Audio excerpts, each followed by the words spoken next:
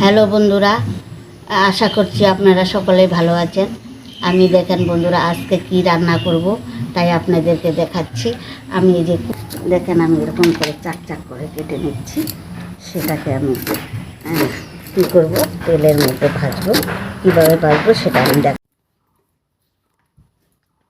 লাইটটা জ্বালানো।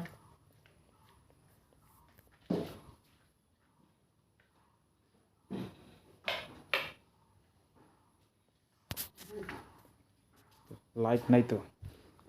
লবণ লবণ নিয়েছি, সরে গেছে। লবণ নিয়েছি, এখন আমি এটা এভাবে কষলাচ্ছি। আমি কষলাচ্ছি লবণ দিয়ে কষলিয়ে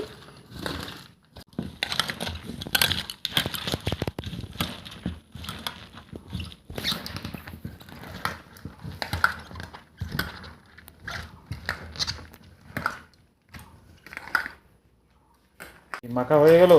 হ্যাঁ, হয়ে গেছে। এখন আমি এটা ধুয়ে নিব। কিসে ধোবে এটা? জল দিয়ে? জল দিয়ে ধোবো। জল দিয়ে ধুয়ে ওটা তিতা ভাবটা চলে যাবে।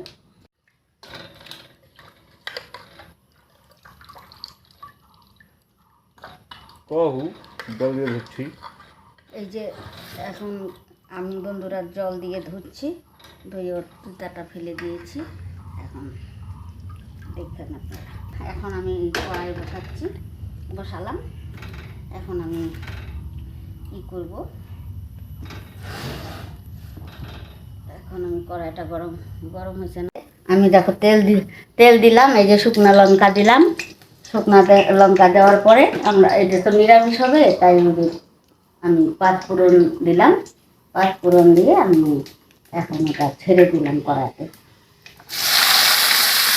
দেওয়ার পরে এখন আমি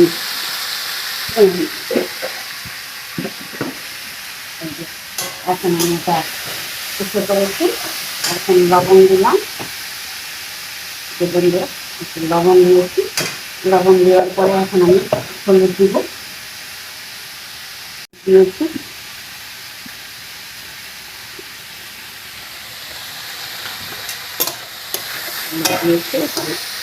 লাল লাল করে ভেজে নেব।